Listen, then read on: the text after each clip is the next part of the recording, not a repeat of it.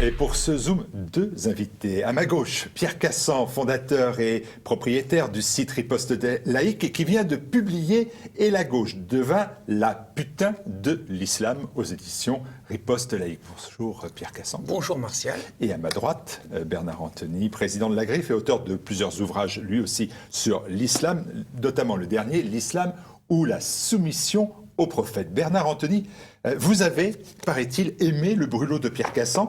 Est-ce que vous dessinez finalement pas le rassemblement des monomaniaques anti-islam ?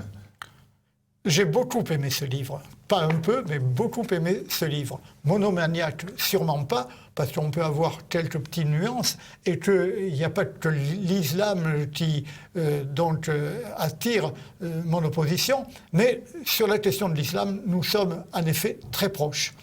Vous parlez surtout, vous de putain de l'islam, ça c'est votre terminologie? Non, c'est la terminologie de Pierre. Mais ce que j'ai aimé, surtout dans ce livre de Pierre, ce sont les cibles, comme à la foire, qu'il désigne. Et là, c'est superbe. Attali, que je qualifie d'Attila, et je peux dire pour toi, Philoche, ce pauvre gars qui finalement, pour lequel Pierre a une certaine tendresse, mais qui fait un peu pitié.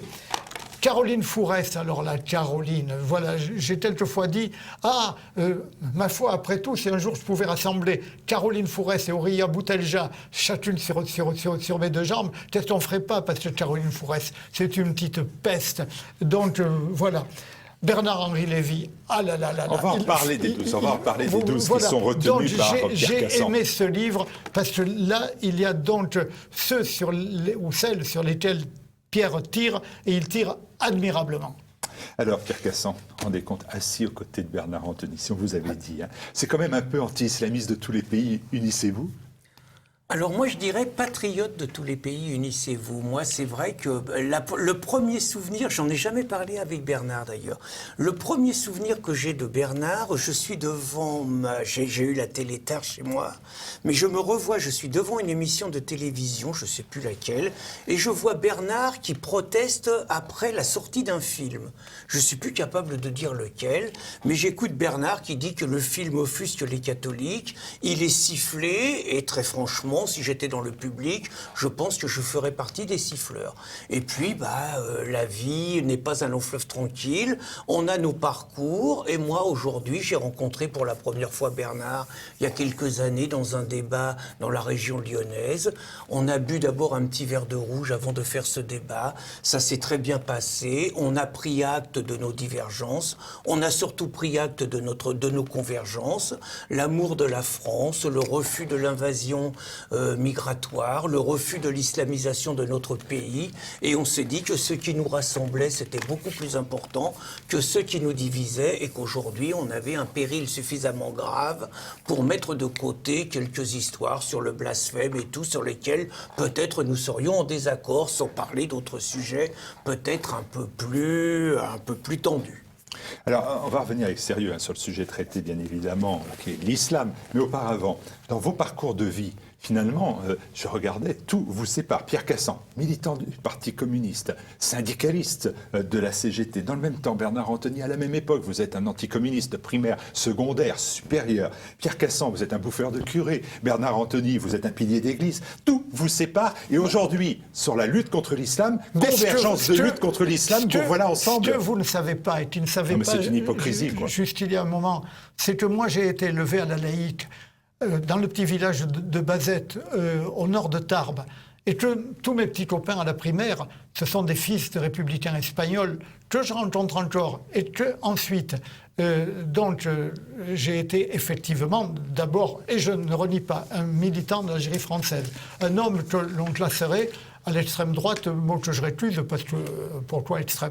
Mais surtout, j'ai été un homme d'entreprise, et là, j'ai travaillé à tomber la CGT à l'aérospatiale avec la collaboration d'André Bergeron, le secrétaire général de Force ouvrière. Et que là, j'ai travaillé avec la fine fleur des anarcho-syndicalistes que je connais du fond du cœur en quelque sorte. Donc, j'ai fréquenté ces milieux de gauche parce que je connais bien tout cela. Et tant que j'ai été le DRH d'une grande entreprise, il n'y a pas eu une minute de grève. Et lorsque j'ai pu réunir la fine fleur des syndicalistes non communistes à Toulouse, eh bien nous avons remporté une belle victoire lorsque le CGT a perdu le comité central d'entreprise. Ça n'était pas rien. Donc ce monde de la gauche, je le connais bien. Je suis peut-être plus social que Pierre Cassin. Plus social que Pierre Cassin. Parce que quand Pierre Cassin écrit... Si j'étais dans un camp, c'est parce que j'ai toujours été convaincu qu'historiquement, la gauche était du côté des ouvriers et de l'ensemble du salariat. À part que toutes les lois sociales en France, depuis la Restauration jusqu'au Front populaire exclu, ont été le fait d'hommes de droite. Je lui ai rappelé tout à l'heure la loi de rétablissement du dimanche, le rôle 1903, la loi sur les logements insalubres, Benoît d'Azy, l'œuvre de la Tour du Pin, d'Albert Demain. C'est Édouard Herriot, qui n'était pas un homme d'extrême droite, qui disait un jour « Il faut bien reconnaître que ces hommes, c'est-à-dire les catholiques sociaux, ont été à la pointe de tous les combats sociaux. » Et je m'honore, moi, d'avoir été à la pointe de la réforme de l'entreprise et de tous les combats sociaux. Vous entendez cela, Pierre Cassan? Vous êtes à la fois l'homme qui a, pendant des décennies, fait des convergences de lutte. Vous en êtes réduit à la convergence de la lutte contre l'islam et vous vous faites traiter de militant antisocial. Alors, je vais quand même juste répondre. D'abord, je n'ai été qu'un an militant du Parti communiste. C'est vous qui le racontez, mais je le confirme. Là. Je n'ai été qu'un an militant du Parti communiste et j'avoue que le stalinisme m'a toujours fait horreur. J'ai pensé trouver la réponse dans le mouvement trotskiste, qui me paraissait quelque part anticapitaliste, anti-stalinien et antifasciste. Parce que pour moi, le fascisme, c'était l'horreur. J'ai quand même été 38 ans membre de la CGT. Mais peut-être pas la même CGT que celle que Bernard a connue. Moi, disons, plus pluraliste. Moi, j'étais dans une CGT, j'entends Bernard qui nous raconte Force ouvrière, on n'a pas la même histoire. Moi, Force ouvrière, je suis le fruit de l'histoire de la grève du Parisien libéré. La grève du Parisien libéré, où des briseurs de grève de Force ouvrière ont fait le travail de grévistes de la CGT. Donc, on n'a pas forcément la même image. J'ai une image de la CGT où il y avait des anarcho-syndicalistes. Le syndicat des correcteurs était tenu par des anarcho-syndicalistes. La chambre syndicale typographique où j'étais était tenue plutôt par des francs-maçons. Donc, moi, j'ai l'image d'un monopole syndical de l'embauche que quelques-uns comme vous jugeront totalitaire, mais qui était extraordinairement pluraliste. Mais là n'est pas la question. Pierre, moi, je suis plus social que Pierre Cassan. Je vais répondre. Moi, je suis un bac-3. Je n'ai pas fait de grandes études. Je ne dirais pas de famille modeste, mais je n'ai pas poursuivi d'études. Je suis un bac-3 et moi, j'en reste à des choses simples, c'est-à-dire ce que j'ai connu. J'ai connu le syndicalisme, je suis désolé, c'était les organisations syndicales qui demandaient du progrès social, c'était la gauche qui soutenait le progrès social, et on retrouvait souvent la droite avec le patronat, contre le progrès social. J'ai été façonné sur cette lecture de la société. Après, je veux bien entendre que le monde n'est pas un long fleuve tranquille, qu'il peut y avoir des nuances, mais moi, j'ai toujours connu la gauche avec les travailleurs et la droite avec les patrons. Je reste sur cette question-là. Vous indiquez dans votre livre votre rupture avec la gauche. Elle est définitive quand vous dites que la gauche sociale, qui se dit laïque, est devenue, je vous cite, la gauche halal défendant le communautarisme musulman. C'est quand à quelle date vous vous apercevez de ce changement? Et est-ce qu'on peut mettre en cause l'idée que vous n'avez peut-être pas vu les choses arriver avant? Alors, deux choses. 1989, pour moi, le voile à Creil. Pour moi, ça c'est insupportable. 3 jeunes lycéennes qui sont dans un lycée à Creil, qui imposent le voile islamique soutenu par les islamistes, et la gauche qui se couche lamentablement avec Jospin. Donc sa première date. Je suis à l'époque délégué syndical CGT Livre, et j'ai d'autres choses à faire qu'à m'occuper de ça, mais c'est quelque chose qui ne va pas. Pour moi, c'est une plaie, c'est une cicatrice. La deuxième chose, 2003, Sarkozy, qui est invité au congrès de l'UOIF, qui donne plein de gages aux islamistes, mais qui se sent obligé de rappeler, il est ministre de l'Intérieur, il se sent obligé de rappeler quand même un principe laïque, c'est que les femmes musulmanes, quand elles se font prendre en photo, retirent le voile. Et elles se font prendre en photo sans signe distinctif. Il est sifflé pendant plus de 10 minutes. Moi, j'alerte les copains de gauche, je leur dis on ne peut pas accepter ça. Sarkozy, c'est pas l'homme de droite qui a été sifflé, c'est le ministre de l'Intérieur d'une république laïque. Il y a quelque chose qui ne va pas. Tout le monde dit c'est pas grave, c'est un mec de droite, on s'en fout. Et on va dire qu'au fur et à mesure, je m'investis contre le voile à l'école, je m'investis contre l'islamisation de la France, et je constate que la plupart des personnes qui me font face sont ceux qui étaient dans mon camp. Vous me demandez, Martial, si je n'aurais pas dû mettre mes lunettes avant. J'ai envie de dire, j'ai connu une gauche républicaine, j'ai connu une gauche laïque, j'ai connu une gauche qui n'acceptait pas finalement l'offensive cléricale dans la République laïque. Cette gauche a été battue, et j'ai constaté, parce que je veux bien faire une autocritique selon la mode communiste, j'ai mis le temps à comprendre que la laïcité de cette gauche était une laïcité anticatholique et absolument pas une laïcité de séparation du religieux et du politique. Ils acceptent des catholiques, ils acceptent des islamistes, ce qu'ils refusent des catholiques. Bernard Anthony, est-ce que vous n'avez pas le sentiment que vous avez la capacité de dire à Pierre Cassant que vous avez l'antériorité, que vous avez compris cela, et que même d'ailleurs, à travers vos ouvrages, dont l'islam ou la soumission au prophète est le dernier, mais à travers vos ouvrages, vous avez vous aussi d'ailleurs d'une certaine façon dénoncé la trahison, alors trahison de la gauche, mais aussi celle de la droite avec son idéologie immigrationniste. Vous n'avez pas cessé finalement de dénoncer la trahison de cette droite face à la montée de l'islamisme. Vous avez l'antériorité sur Pierre Cassant. Est-ce que vous en tirez un avantage, une satisfaction particulière? Non, aucun. Ça serait une attitude stupide. Moi, je suis très, très content, finalement, d'avoir fait la connaissance de Pierre. Et je dirais qu'il y a plus de droite, au moins autant de droite chez Pierre qu'il y a de gauche chez moi. Parce que quand je lis dans ce très beau livre, sauf quelques détails, j'en ai pris un tout à l'heure, dans ce très beau livre, l'histoire de sa vie, et puis ses réactions.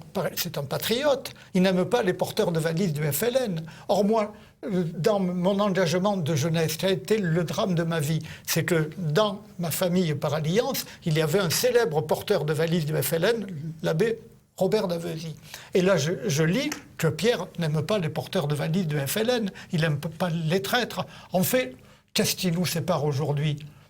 Des choses qu'on n'abordera pas, parce que... Pourquoi pas les aborder? Vous avez peur de les aborder? Vous n'êtes pas en capacité de le faire? On n'a pas le temps aujourd'hui, c'est tout, on reviendra. Mais donc, ça serait plutôt sur les questions dites sociétales, comme on dit aujourd'hui. Mais ce qui nous rassemble, effectivement, c'est la défense sourcilleuse de la France qui est au bord de la réalisation de ce que j'ai, dès 1980, appelé le génocide français. Et là, je m'aperçois que ce que je disais, le génocide français, avec, au fond, ces deux piliers, la dénatalité et l'immigration, l'islamigration, et ce génocide français va à vitesse accélérée aujourd'hui sous régime macronien. Pour s'entendre, il faut abandonner, par exemple, vos points de vue sur les questions sociétales de façon à faire un front commun. Moi, je pense qu'aujourd'hui, les deux sujets essentiels, c'est l'invasion migratoire et c'est l'islamisation de la France.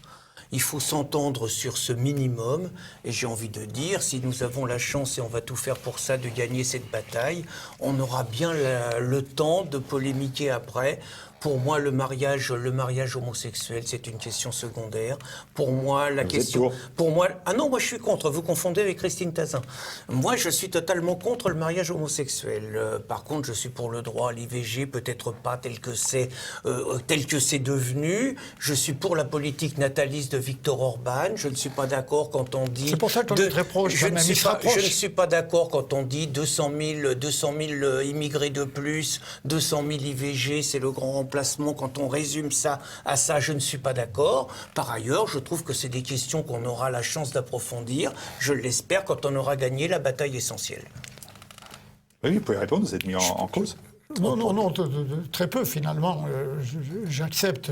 Je considère avec faveur ce qu'il dit, qui montre bien les dynamiques de rapprochement. Aujourd'hui, il y a une bombe à retardement qui menace d'exploser. Un jour, très vite peut-être. C'est la bombe à retardement algérienne. Lorsque Bouteflika, qui est la momie Titus, tassera définitivement sa pipe, là, ce sont des millions d'Algériens, 42 millions d'habitants en Algérie aujourd'hui, dont 50% à peu près, me dit-on, sont islamistes et 50% ne le sont pas. On a là tous les ingrédients donc, pour une déflagration terrible qui viendra sur notre sol. Et là, évidemment, on n'en parle pas au grand débat de monsieur.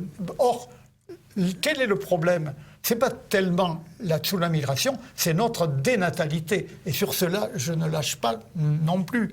Quand je regarde mes 17 petits-enfants, je me dis, les malheureux petits gosses, quel avenir est le leur ? Et donc, oui, le danger de l'immigration est d'autant plus que nous ne faisons plus d'enfants.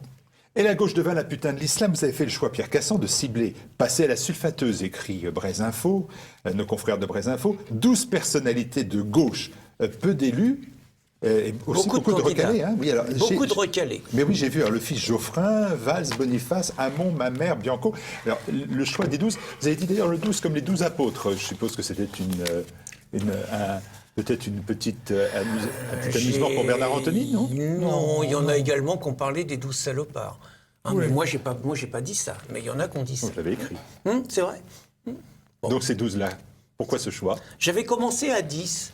Et puis 10, ça m'énervait qu'il y ait 2 recalés quand même. J'avais envie qu'ils y soient, et notamment Plenel. Sur les 10 premiers, je n'avais pas choisi Plenel. Et je me suis dit, c'est pas possible que Edoui passe à travers. Donc j'en ai mis 11, mais je me suis dit 11, c'est une équipe de football, c'est pas un contre-rond. Allez, on va à 12. Et la 12e, ça a été Schiappa. Rien sur cela, l'histoire. Je bois du petit lait, parce que Plenel, comme je disais à Pierre, c'est l'homme de ma vie.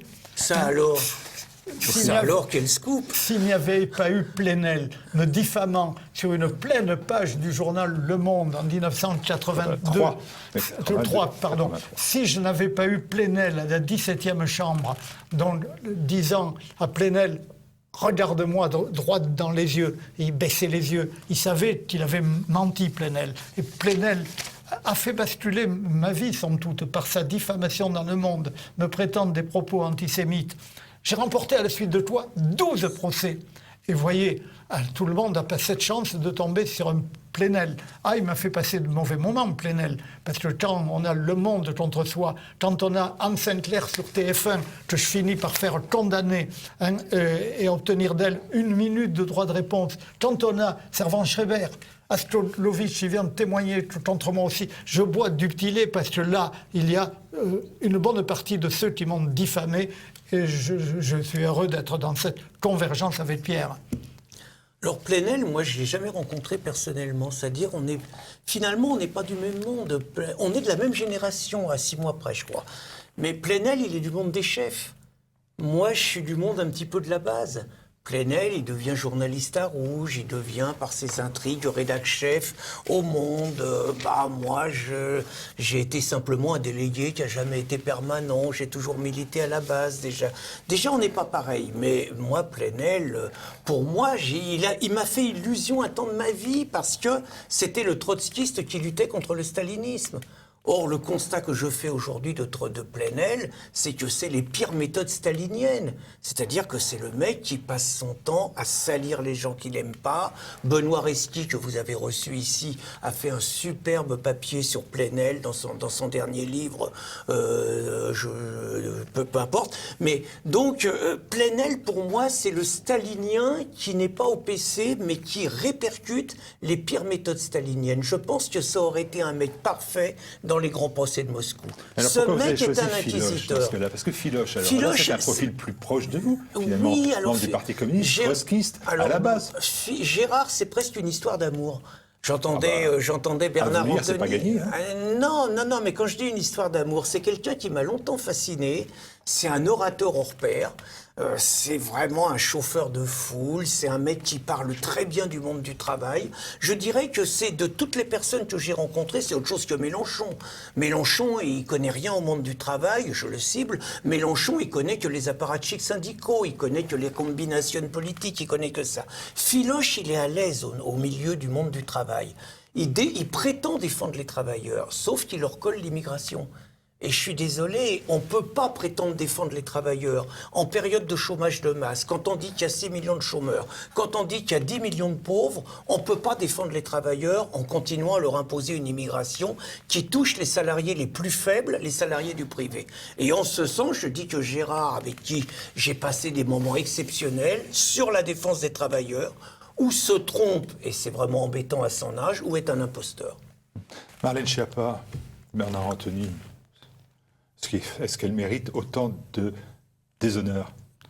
Elle mérite aucun honneur, en tout cas.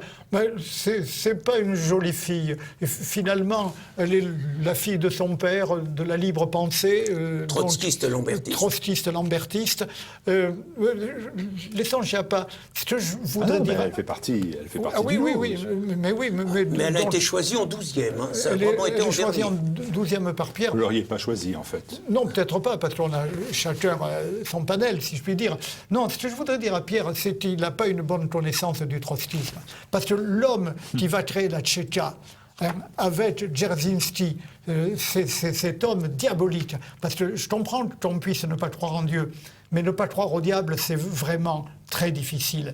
Et lorsque on tombe sur la création de la Tchétcha, le bras droit de Trotsky, Dzerzhinsky, donc cet homme-là qui va à la Loubianka créer ce centre de torture, qui va préfigurer tous les centres de torture de Pol Pot, de Mao, etc.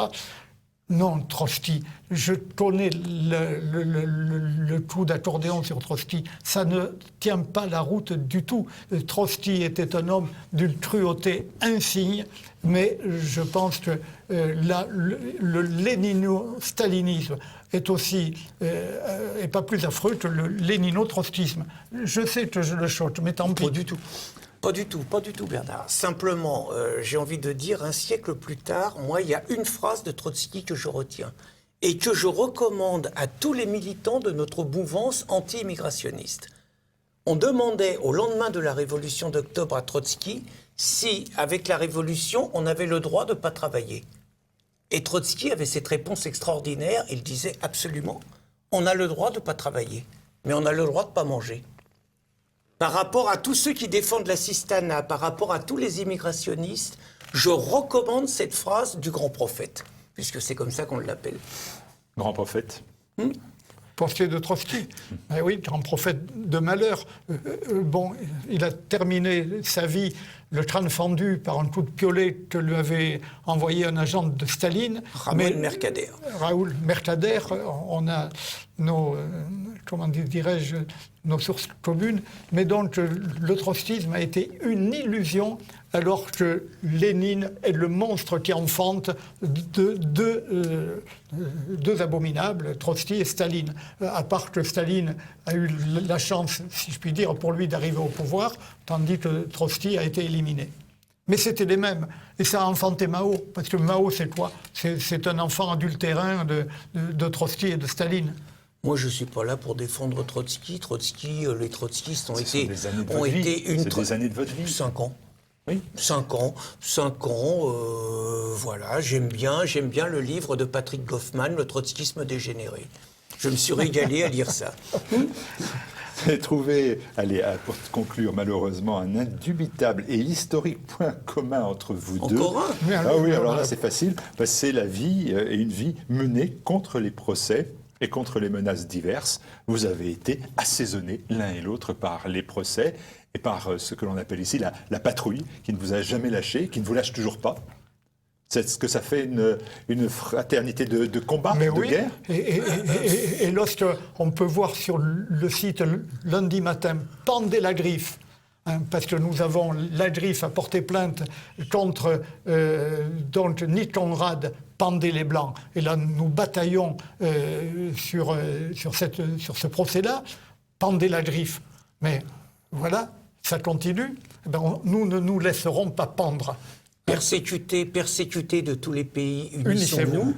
Et moi je dis... Et ça, vous le dites dans l'ouvrage, vous dites quand même que, oui, la persécution, mais que tant que vous avez votre famille, que vous avez la santé, oui, et que vos amis s'inquiètent plus que vous. C'est vrai. C'est vrai, on a un Ça, côté... c'est compliqué à vivre, tout ça. Non, on a la chance avec Christine, avec qui je partage ma vie.